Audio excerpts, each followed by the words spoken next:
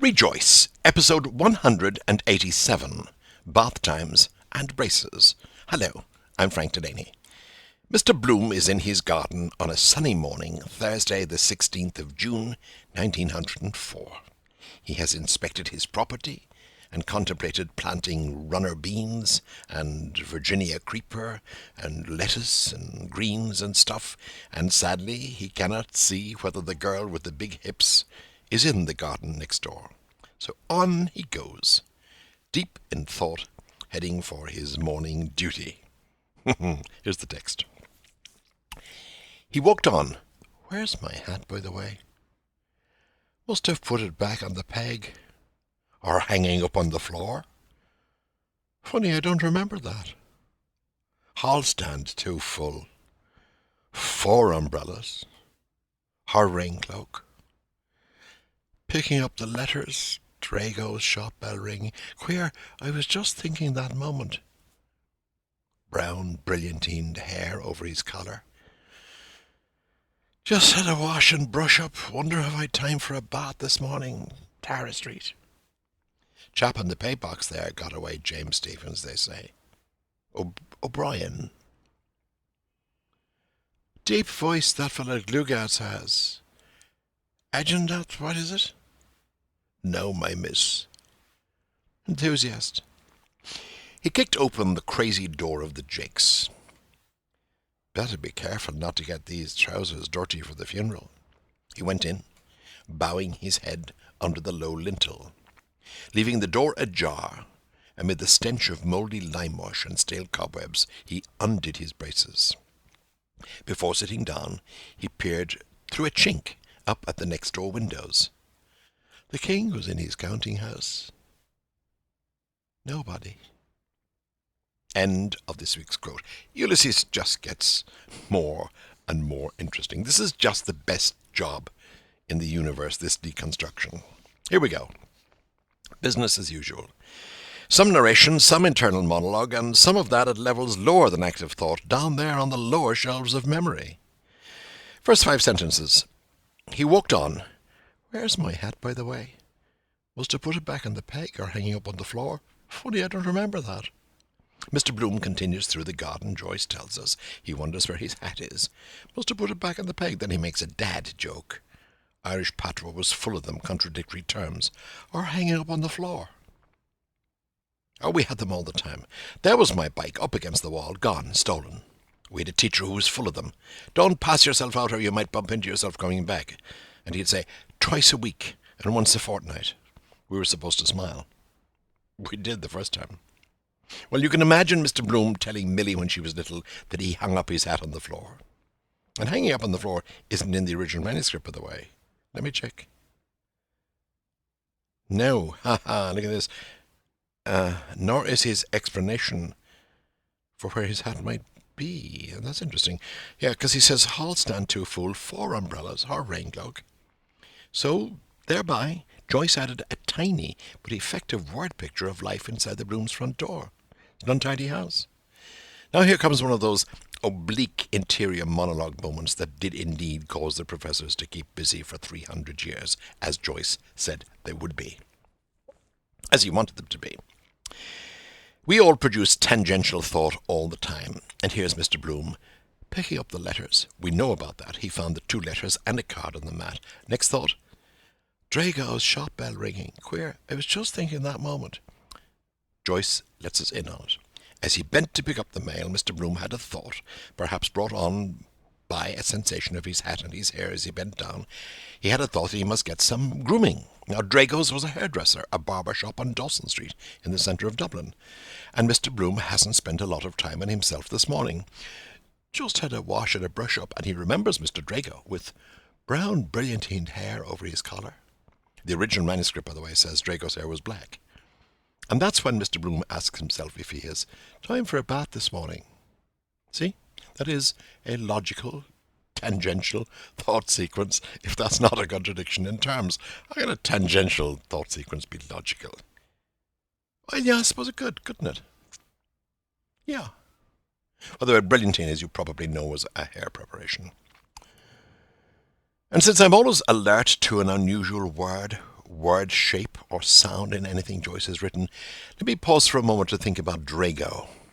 It's Slavic, and it means precious, and it's had a longer lasting meaning of fastidious. And therefore, the word was a perfect little storm for Joyce, because there was a barber called Drago in Dublin, and being at the barber's shows at least a minimal degree of fastidiousness. Isn't that lovely? The next three thoughts were additions to his original drafted manuscript. Tara Street. Chap in the paybox there got away James Stephens, they say. O'Brien. We have touched on this already. The baths, where we shall later see Mr. Bloom reclining. You may, when you come to it, challenge that word reclining. I'll say no more just now. The baths were in Tara Street, near the rear gates of Trinity College. I remember seeing the tile sign above the door, but they're gone now. In fact, they remained as a closed building for a long time. They closed in 1914. There was a shortage of water, would you believe, in Dublin that year, and they were only finally removed in the 1980s, I think. And Mr. Bloom is reflecting that the man who took the money at the entrance to the Tara Street baths was part of the gang that sprang the Fenian Irish Republican leader James Stephens from jail in 1866, a famous event in 19th century Dublin. Now Mr. Bloom is about to leave the garden and enter the privy. How do we know this? Well, he has a penultimate tangential thought about the girl from next door. Deep voice that fellow Dlugads has. Agent that, what is it? Now, my miss. Enthusiast, four thoughts there. The butcher has a deep voice. Now, my miss. Mr. Bloom recalls a newspaper ad that he saw. Agendath Netame. Have a listen to Rejoice 170 to come up to speed with that one. The butcher in his deep voice said as he wrapped the sausages for the girl next door, Now, my miss. And Bloom considers whether the man was an enthusiast. And this is fun. Enthusiast. Familiar? Everyday word, right? And we know what it means, don't we? We know the feeling when we're enthusiastic about something. But this has had a long journey. And once upon a time, enthusiasm, from the Greek enthusiasmos, entheos, it meant possessed by the gods, uncritically enraptured, inspired by the gods. So, Mr. Bloom wonders whether the advertiser of these wonderful lemon groves in Palestine is basically a zealot, a man of intense faith, uncritical in his faith. And Bloom, of Jewish stock himself, probably knows that the man is. Next phase, he kicked open the crazy door of the Jakes. That's Joyce's narration. Crazy, if he was talking about the paint, would mean that the paint surface had been cracked and crazed by the passage of time. In this case, because Mr. Bloom had to kick it open, the door was leaning at a crazy angle because it had slipped down on one of its hinges. Jakes comes from the slang word for a man, a jack-tar, a sailor, a jack of all trades. I'm more than familiar in Ireland with the word jacks for lavatory. We used it in school, and I heard others around us saying Jakes. Although that's more English than Irish, actually, now that I think of it. Mr. Bloom's thought is next, better be careful not to get these trousers dirty for the funeral, which tells us that this is not the most pristine privy, and Joyce then takes up the narration again. Leaving the door ajar, amid the stench of mouldy lime wash and stale cobwebs, he undid his braces. Before sitting down, he peered through a chink up at the next door windows. Interesting moment here, by the way. The Gabler edition runs the words next and door into each other. Well, I'm looking at the handwriting in the manuscript. Maybe. And to end the paragraph, two thoughts from Mr. Bloom. The king was in his counting house. Nobody. Joyce added the sentence about the king, and Mr. Bloom is still trying to catch a glimpse of the big-hipped servant girl from the house next door. Until he does, if he ever does, well, you could buy the first of these e-books. Rejoice, Exploring the World of Ulysses. It has the first 13, I think, of these podcasts transcribed, and it costs from e-book sources such as Amazon, Barnes & Noble, Internet booksellers, a mere $3.99 in American money. And by the way, to all of you who hit the donate button on my www.frankdelaney.com website. Thank you for your donations. Thank you so much. It's so encouraging of you. See you next week. Rejoice, episode 188. Take it easy, Mr. B. Hello, I'm Frank Delaney. Now we come to one of the moments that caused an uproar when the world began to read James Joyce's Ulysses. Nobody back in those days, in the 1920s, addressed bodily matters. Nowadays, have you noticed, every movie, every television drama has to have its own toothbrushing and spitting scene and its own men's room scene. Well, in literature, Joyce brought down the first of those barriers when Mr. Bloom went to his privy that Thursday morning in June 1904. Now, by the way, in this paragraph, I have identified, and I'll do this from now on, and you'll hear me repeating this, I've identified, and will identify for you, I should say, the things that Joyce added. And here, it's really interesting. So here's this week's text, and you might need to grab a nose peg. Asquat on the cockstool, he folded out his paper, turning its pages over on his bared knees. Something new and easy. No great hurry. Keep it a bit. Our prize titbit, Matcham's masterstroke, written by Mr. Philip Beaufoy, Playgoers Club, London. Payment at the rate of £1 a column has been made to the writer. £3.13 Quietly, he read, restraining himself, the first column, and, yielding but resisting, began the second. Midway, his last resistance yielding, he allowed his bowels to ease themselves quietly as he read, reading still patiently. That slight constipation of yesterday, quite gone.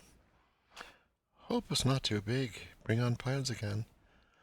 No, just right. So, cost of one tabloid of Cascara Sagrada. Life might be so. It did not move or touch him, but it was something quick and neat. Print anything now. Silly season. He read on, seated calm above his own rising smell. What is it we say today? TMI, too much information. I'll come back to that in a moment. The phrases that Joyce added were, no great hurry, keep it a bit, Mr. Broom's direction, if you like, to his sphincter.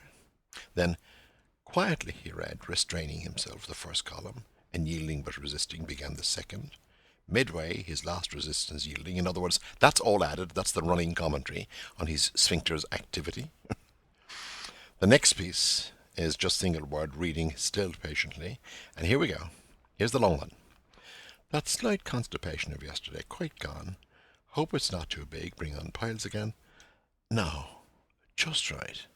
So, cost of one tabloid of Cascara Sagrada. Life might be so.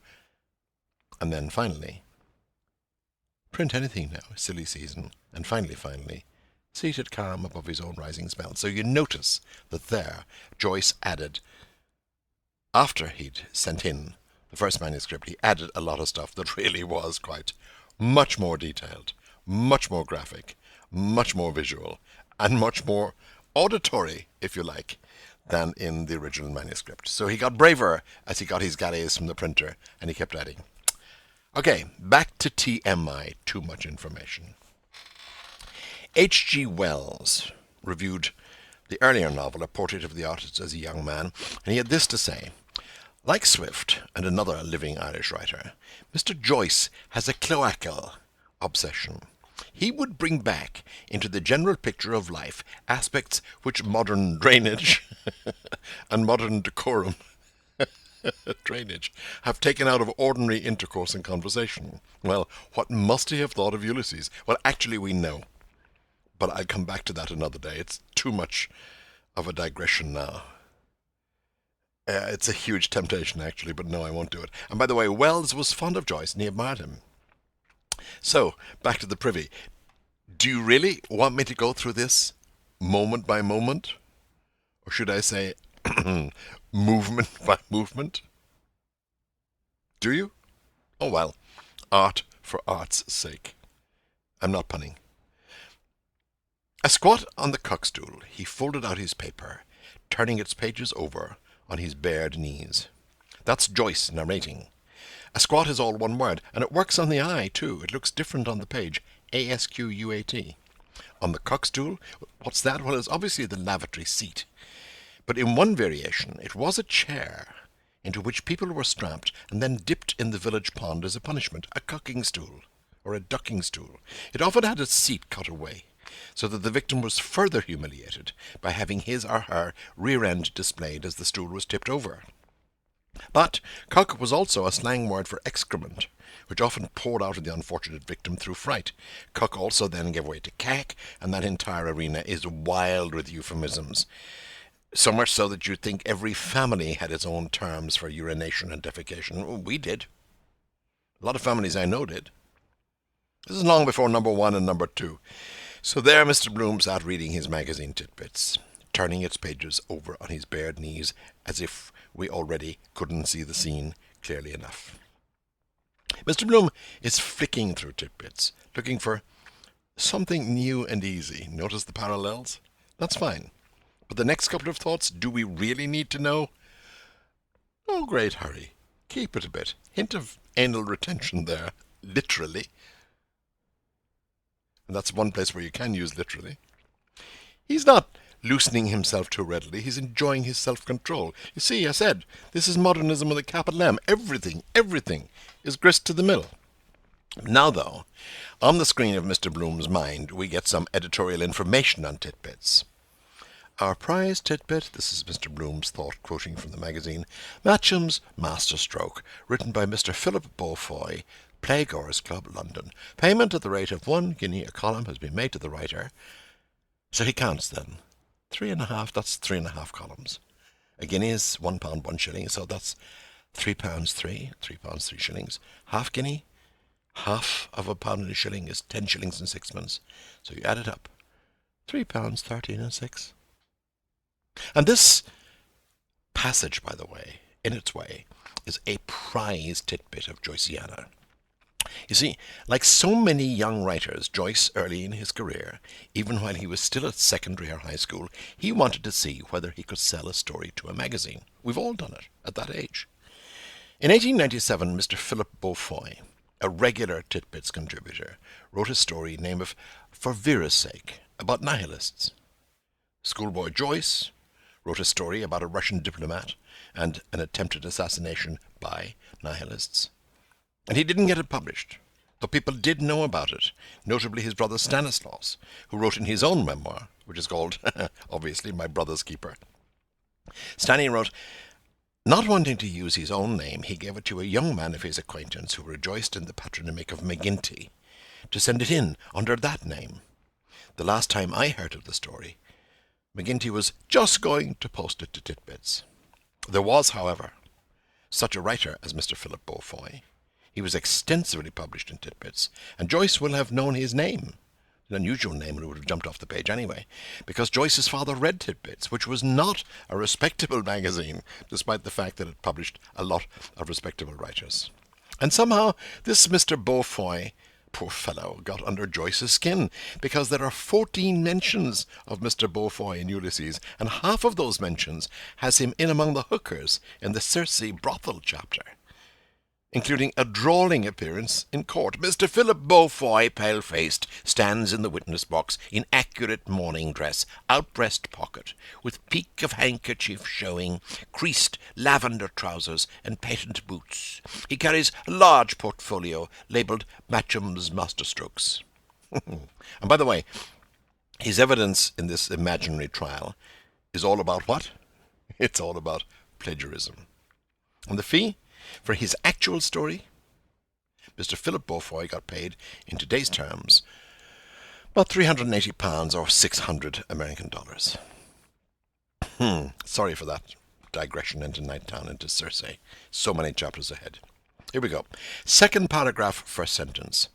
Quietly he read, restraining himself, the first column, and yielding but resisting, began the second. TMI again? And added, by the way, entirely added. Do we need to know how Mr. Bloom is managing his sphincter? Well, modernism, you know, in the ordinary is the extraordinary, etc. Hey-ho. Next sentence. Much too much information. Midway also added, his last resistance yielding, he allowed his bowels to ease themselves quietly as he read, reading, still patiently, and then we go into Mr. Bloom's thought in mid-sentence. That slight constipation of yesterday, quite gone. Okay then. The devil is in the detail. So, deep breath. Next sentences, Mr. Bloom thinks, hope it's not too big. Bring on piles again. No, just right. He's listening to his own body, so to speak.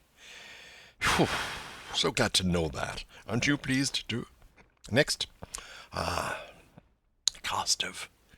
One tabloid of Cascara Sagrada. Life might be so. Well, costive is an alternative word to constipated. It's got an old Latin and French root, costive. And Cascara Sagrada, that's a laxative made from the bark of a tree. It's still available. But what about this next half sentence? Life might be so. Might be so what? What's this about? Mr. Bloom is an advertising man, remember, and I wish I could find the proprietary laxative company that carried this ad. And 4 last sentences for this week. It did not move or touch him, but it was something quick and neat. He's quoting there from Tidbits, and now he thinks, print anything now, silly season. And now here's Joyce. He read on, seated calm above his own rising smell.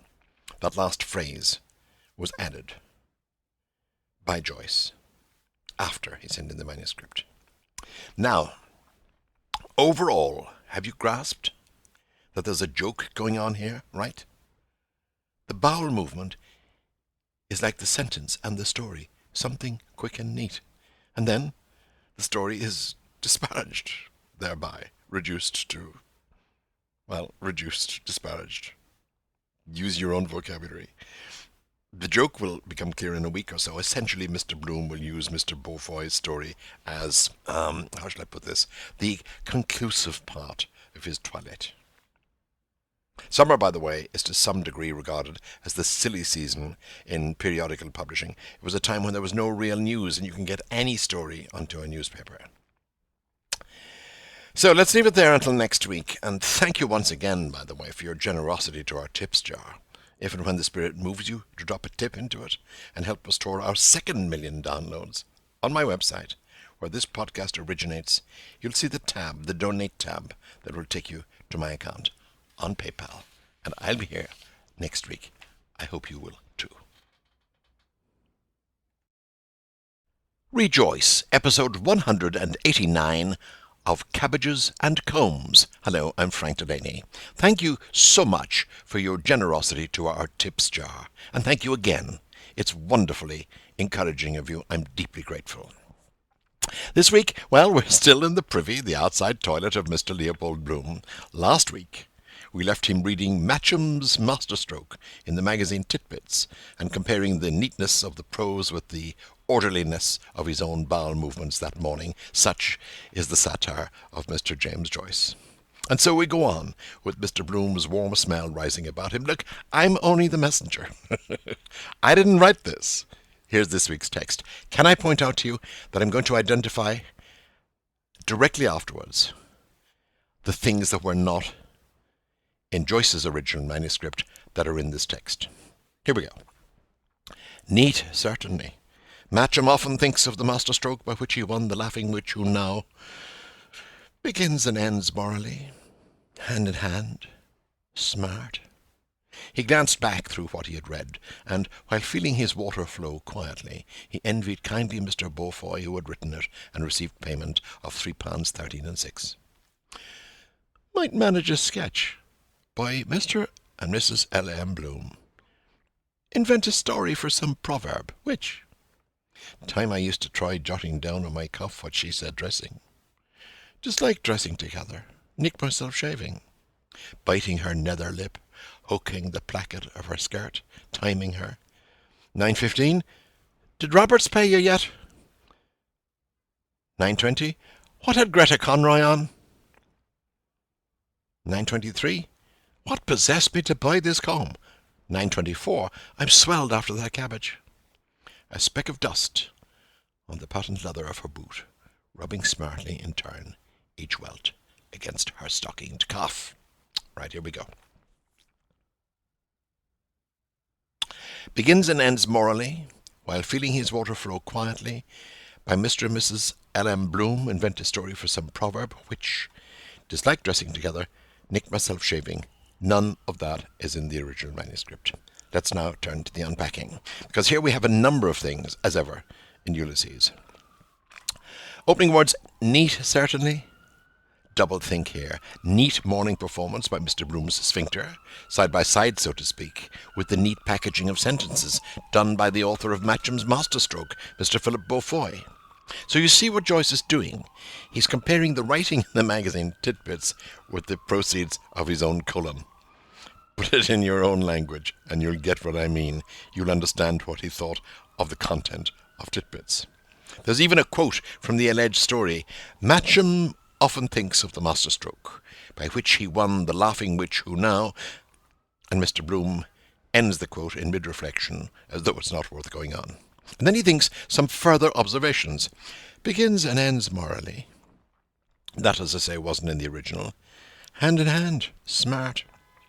By the way, I'll remind you, the short story Matcham's Masterstroke is Joyce's own invention, inspired by his own schoolboy attempt to make some money by placing a story in Titbits. Next sentence is Joyce being omniscient, while yet taking us inside Mr. Bloom's mind, who is completing his own bodily evacuations of the Thursday morning. He glanced back through what he had read, and while feeling his water flow quietly, he envied kindly Mr. Beaufoy, who had written it and received payment of £3.13 while feeling his water flow quietly was not in the original. I wonder why. 3 guineas, so to speak. And as a sidebar here, can I tell you that there used to be a slogan for a laxative called Beecham's Pills, and the slogan was, worth a guinea a box. And may I add, the academics whom Joyce targeted with the obscurity of his work had a field day tracing Matcham's masterstroke. New paragraph. All in Mr. Bloom's thoughts, here's the first group of them, might manage a sketch by Mr. and Mrs. L.M. Bloom. Invent a story for some proverb. Which?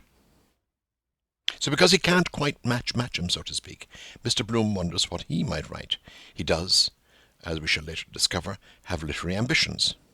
A sketch, perhaps, take a proverb, turn it into a stage thing or a magazine piece, but which proverb should he choose? There was a Victorian fashion for creating moralizing theatrical sketches. A Stitch in Time Saves 9 might be a comedy about pants falling down, or Neither a Borrower nor a Lender Be could be a tragedy about a sad fall into destitution. And then Mr. Bloom's thoughts slide to one side, because he used to wonder whether his wife said anything in her daily round that might inspire such a sketch. And he thinks, time I used to try jotting down on my cuff what she said dressing. See? He even wrote down what she said, what Molly said. But that didn't work, because he found himself to dislike dressing together, because he cut himself shaving. Nevertheless, he can recall what it was like being there in the room with her as she dressed. Biting her nether lip, hooking the placket of her skirt. He was even timing her. Let's run through again the timings as he recalled them. 9:15. Did Roberts pay you yet? 9:20. What had Greta Conroy on? 9:23. What possessed me to buy this comb? 9:24. I'm swelled after that cabbage. And then the reflection, a speck of dust on the patent leather of her boot. One by one, let's take them. At 9:15, she asks him, did Roberts pay you yet? I love this. George Roberts was the publisher of Dubliners. And here he's being transposed into Ulysses as some kind of client of Mr. Bloom. And the transposition happened probably because at the time he was writing this chapter, chapter 4, Joyce was heavily involved with Roberts, who was still finding his timid way towards publishing Dubliners. Hence, therefore, 9:15, did Roberts pay you yet? And it's reinforced by the next moment as Molly is dressing and her husband is timing her. 9:20, what had Greta Conroy on? I love this. Remember Greta Conroy? She's the wistful wife In Dubliner's final story, The Dead, Greta is the woman on the staircase who hears the song The Lass of Aughrim and recalls her dead lover. So here in Ulysses, Joyce has the Blooms, his fictional couple, evidently meet another famous fictional couple that he created, the Conroys. Over and over, and I've touched on this before, people from Joyce's earlier works crop up in Ulysses. And then he goes back to the personal. 9:23, Molly says, "What possessed me to buy this comb?" Molly Bloom is doing her hair. There's quite a bit in Ulysses about Molly's hair one way and another. At the very end, for instance, she recalls wearing a rose in her hair, like the Andalusian girls in Spain. But right now, her next thought comes a minute later on Mr. Bloom's watch, and it's a very Molly remark. 9:24, "I'm swelled after that cabbage." Mr. Bloom's final observation is clear and interesting in the forthcoming context of his own leaning towards sadomasochistic practices, as evidenced in the Circe chapter of Nighttown, 10 or so chapters ahead. He observes here a speck of dust on the patent leather of her boot. And then Mr. Bloom has watched his wife rubbing smartly in turn each welt against her stockinged calf. Well, next week, it's a really significant moment, this. It's a really significant moment. Next week, I'll return to that sentence. And next week, thank God, we conclude his reminiscences in the lavatory on that sunny morning in June 1904. And then the following week, we conclude chapter 4. And thus, we go forward into our 2,000,000 downloads. And I just hope that you're having as much fun as I am. And for the past few weeks, in all the excitement of our first million and our tips jar, I forgot to remind you that you can buy the text of the first dozen podcasts transcribed into an ebook. Rejoice, Exploring the World of Ulysses, is now an ebook on the internet. And it costs, from sources such as Amazon, a mere $3.99. See you here next. Rejoice, episode 190, Mona Lisa Molly. Hello, I'm Frank Delaney. And once again, thank you for your generosity to our tips jar, which helps defray the costs of Rejoice, and this weekly podcast still remains free. You don't have to give unless you want to, and anything you give is so appreciated. On my website, frankdelaney.com, there's a button marked Donate. Here's this week's text, the penultimate moment of Chapter 4 of Ulysses, the chapter that Joyce later named as Calypso, after the captivating, literally, nymph of Homer's Odyssey. And we're once again in the thoughts and memories of Mr. Leopold Bloom for all of this week's passage. He's been recalling observations of his wife Molly. Morning after the bazaar dance, when May's band played Ponchielli's Dance of the Hours. Explain that. Morning hours, noon, then evening coming on, then night hours. Washing her teeth. Oh, that was the first night. Her head dancing, her fan sticks clicking. Is that boiling well off? He has money. Why? I noticed he had a good rich smell of his breath dancing. No use humming then. Allude to it. Strange kind of music that last night. The mirror was in shadow. She rubbed her hand glass briskly on her woolen vest against her full wagging bub, peering into it, lines in her eyes.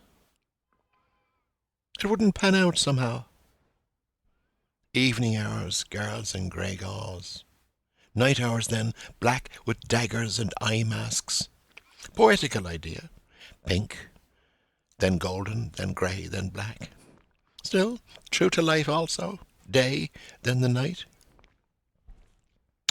So, where are we? Well, we're still in the privy and we're still inside Mr. Bloom's mind.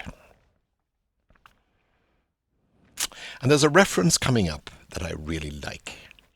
It strikes a chord with me and has done for years. Here we go. Morning after the bazaar dance, Mr. Bloom thinks, remembers, when May's band played Ponchielli's Dance of the Hours. He's recalling a dance they went to, he and Molly, and it's a crucial memory. Now, last week, you may remember, we ended with Molly rubbing smartly in turn each welt against her stockinged calf. This is what happened. On the 29th of May 1904, that's 2.5 weeks before Bloomsday, this Thursday, the 16th of June, Mr. and Mrs. Bloom, Leopold and Molly, went to a dance in Dublin. The orchestra was provided by a music shop in Dublin called May's, the May family, May and Sons. They had a dance band or dance orchestra. My mother had sheet music from May's on our piano at home. And it was at this dance that Blazes Boylan came into the picture for the first time. So this is an important moment in Ulysses. The Blooms walked home, and Boylan walked with them, and Molly's boots hurt her and raised welts on her calves, even as Boylan was chatting her up, coming on to her, with her husband watching.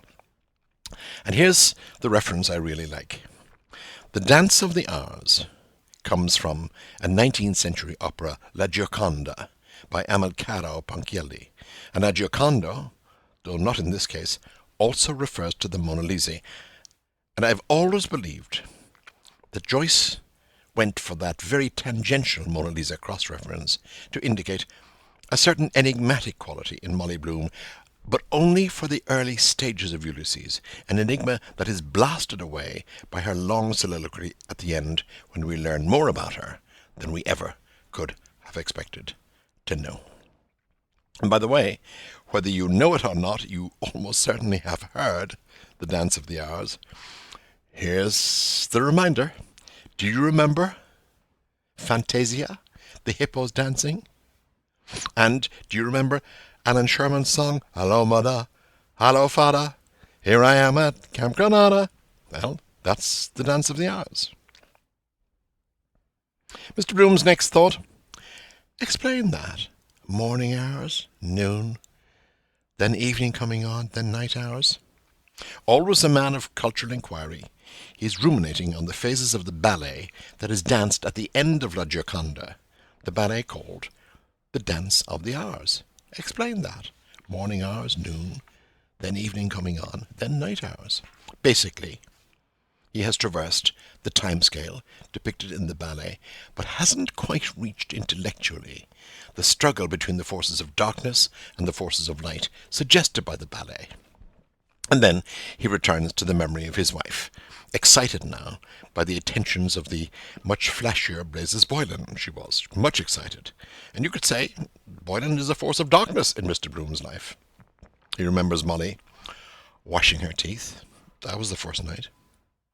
Her head dancing, her fan sticks clicking, and her evident excitement is going to be a matter of great distress for Mr. Bloom. And we now have a recollected dialogue between him and his wife the following morning. Molly asks, Is that Boylan well off? Mr. Bloom answers, He has money. Why?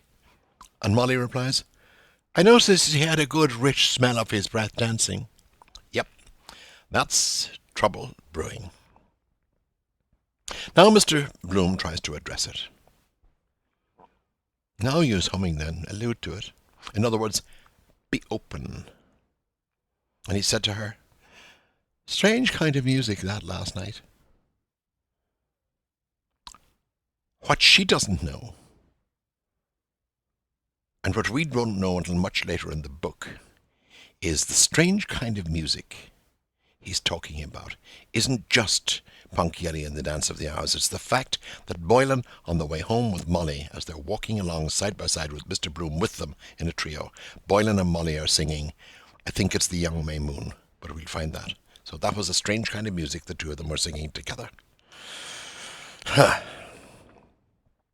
So when he says, strange kind of music that last night, Molly doesn't answer. And then he remembers what she did and how she looked. The mirror was in shadow. She rubbed her hand glass briskly on her woolen vest against her full, wagging bub, peering into it, lines in her eyes. She couldn't get a good view of herself in the main mirror, which was in shadow, so she took a hand glass, a hand mirror, rubbed it clean across the woolen vest enclosing her bosom, and checked how she looked. In other words, how must she have looked to Blazes Boylan? Bloom is watching all this. He says nothing, merely refers to the music again by saying, it wouldn't pan out somehow. Is he talking about the Dance of the Hours or the three of them walking along the riverbank on the way home? And Mr. Bloom continues his consideration of the music in the opera in the next and brief paragraph. Evening hours, Girls in grey gauze, night hours then, black with daggers and eye masks. Hear the sinister note there? Poetical idea, pink, then golden, then grey, then black. Still, true to life also, day, then the night. This is a most interesting moment, and you can't argue that what you have here is something of the movement of the novel Ulysses itself. The dimension of time plays a massively important part. We are never for a moment unaware of the time of day, no matter how dense the prose, no matter how busy the characters on their loose destinies. Other than definite and indefinite articles and pronouns, personal and otherwise, the word time may well be the word Joyce has used most often in Ulysses. Time is in the text 377 times, more than twice as often as the word love, 5 times oftener than music, 10 times oftener than the word song. So by using the dance of the hours so clearly, so early, and so intently, Joyce is putting down a marker here, consciously or unconsciously, that this is a novel about, and may be principally so, the passage of time, and certainly about people within the grip of time. Sometimes it's a loose clasp, sometimes it's a tight hold. And indeed, this chapter ends, as we shall see next week, with a record of the passage of time, as noted by a church clock, as Mr. Bloom concludes his morning business in his privy, his outdoor lavatory, behind his house at number 7 Eccles Street, Dublin. I did tell you, didn't I, why Joyce chose this address for the Blooms? Didn't I tell you that in an earlier essay, I think, one of the specials? Well, I'll remind you now. It was the home of the aunt of a friend of his, a man called Byrne, the same friend who convinced a distraught Joyce that whatever the gossip of the young Dublin bucks, none of them, no matter what they said, had bedded Nora while Joyce was dating her. So the address there, 7 Eccles Street, is an act of memorial gratitude. And it didn't hurt that one of the Eccles family after whom the street was named was a Shakespearean scholar. See? Lots of little flickering currents and voltages. Don't forget, we're barreling along toward our 2 million downloads. Donate if you wish. There's a button on my website, frankdelaney.com. And Rejoice, Exploring the World of Ulysses, is now an ebook. The first dozen or so of these podcasts transcribed, and it costs from ebook sources such as Amazon a mere $3.99. Join me next week for the end, the very end, of Chapter 4. Rejoice, Episode 191, Bowels and Bells. Hello, I'm Frank Delaney. We come to the end of another chapter this week, Chapter 4. Aren't we fairly hoofing it along? Wasn't it Mr. Pickwick who, dripping wet and without a hat, with his arms bound down to his sides, went skimming over the ground without any clearly defined purpose at the rate of 6 good English miles an hour? Have I said that before? Very probably. And by the way, there will be a mention of the Pickwick Papers in Ulysses. Not for a few years yet, though. It'll be in the Ormond Hotel episode, Chapter 9. Well, here we are, bounding through Joyce's masterpiece. I'll read you the last moments of Chapter 4, and then we'll go digging into it. Remember, as though we could forget, where Mr. Bloom is? He's in the privy, the toilet, the lavatory, the John, the Jakes, the head, at his morning evacuation, and he's been reading a story in Titbits, a cheap rag that Joyce's father used to buy. And guess what Joyce does with the pages of the story in Titbits? Well, here's this week's text. Don't shoot the messenger. He tore away half the prize story sharply and wiped himself with it. Then he girded up his trousers, braced and buttoned himself. He pulled back the jerky, shaky door of the Jakes and came forth from the gloom into the air. In the bright light, lightened and cooled in limb, he eyed carefully his black trousers, the ends, the knees, the hocks of the knees. What time is the funeral? Better find out in the paper. A creak and a dark whir in the air high up, the bells of George's church. They tolled the hour. Loud, dark iron. Hey ho, hey ho, hey ho, hey ho, hey ho, hey ho. Quarter to. There again, the overtone following through the air. A third. Poor Dignan. That's a very difficult piece to read, actually. However, let's press on. Chapter 4 is one of my favourite segments of Ulysses, for a number of reasons, all of which I'll tell you in a moment as soon as we've finished dissecting its last passages, dare I use the word. The first sentence of this final excerpt is, I think, self-explanatory, and we do not need to dwell on it. He tore away half the prize story sharply and wiped himself with it. And so is the second sentence. Then he girded up his trousers, braced and buttoned himself. And so is the third. He pulled back the jerky, shaky door of the jakes and came forth from the gloom into the air. There's an Irish lower middle class to middle class urban universality about this scene. Leopold Bloom, a 38-year-old advertising salesman, has a privy in the backyard, not plumbed, a place he visits every morning of his life, and to which he always brings something to read. His wife is still back in the house. She's still abed. She's reading. The cat is on the bed with her. Mr. Bloom has had his breakfast, and he's contemplating, so has the cat, by the way, and he's contemplating what the day ahead holds for him. And it includes, prominently and early, a funeral. That, by the way, is one chapter but one ahead. Hence the next paragraph, 3 sentences. In the bright light, lightened and cooled in limb, he eyed carefully his black trousers, the ends, the knees, the hocks of the knees. What time is the funeral? Better find out in the paper. By the way, lightened and cooled in limb. That phrase is an addition. It's not in the Rosenbach original manuscript, in Joyce's handwriting. Mr. Bloom has been wearing the black trousers in the privy, which is whitewashed. And of course he has lowered much of the trousers to the ground while he was squatting on the bench.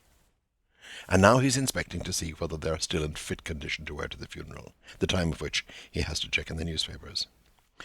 If by any chance you're looking at the text, see that word hocks? H-O-U-G-H-S. It looks as though it could be, or should be, how, or huff even. Cough, hoff, hock. It's principally a term from animal, indeed equine anatomy.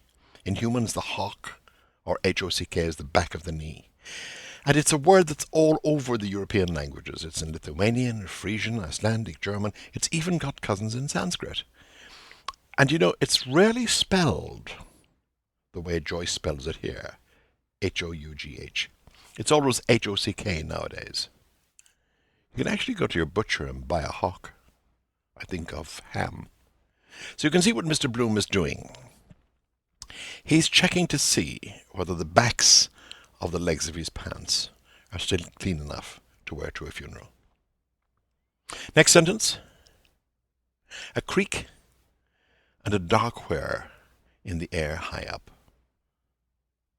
The bells of George's church, they tolled the hour, loud, dark iron. Nice little pun there on tolled, T-O-L-L-E-D. They told the hour, yes indeed, and they tell it every hour. Now, if you listen to those phrases there, they're written by a man who knew about sound. James Joyce of the tenor voice. The creak and the dark whir. Haven't you heard it? Haven't you heard it in the past in churches? That's the bell machinery getting ready to strike the hammer. Mr. Bloom is only a few doors from the corner of Eccles Street, which abuts Dorset Street, and therefore he can hear quite easily. On a clear morning, and particularly if there's a breeze coming in his direction, he can hear the mechanical activity in the steeple of St. George's Church, which is equidistant on the other side of Dorset Street, in Hardwicke Place. A beautiful Church of Ireland, that is to say Anglican, that is to say Episcopalian church. It's a lovely building. I've always loved looking at it. It's had a sad history. Structural failings, more structural flaws very early on in its life. Nowadays I think it's a nightclub or something. I haven't seen it for some years, but it was always a landmark for me coming back into Dublin from the airport. The ring of bells, which Mr. Bloom listens to in his garden outside his privy door. He's about 50 metres away from the church. Actually, probably a bit more. Yes, probably more. They're in, those bells, they're now in a suburban Anglican parish in Dublin. At least they were out in Dundrum when I last heard of them. And listen to this. Bloom counts the rings, the hey-hos. 1, 2, 3, 4, 5, 6. And he says, quarter to. There again. The overtone following through the air, a third. The clock in the steeple of St. George's rang every quarter of the hour, a double ring. And this is what Joyce knew. The chimes of St. George's followed what's known as the Cambridge pattern, because the bells in the University Church of Cambridge in England, Great St. Mary's, the Church of the University of Cambridge, it had this pattern of sets of chimes matching the quarter hour. One set of chimes, hey ho, or ding dong, that's a quarter past. Hey ho.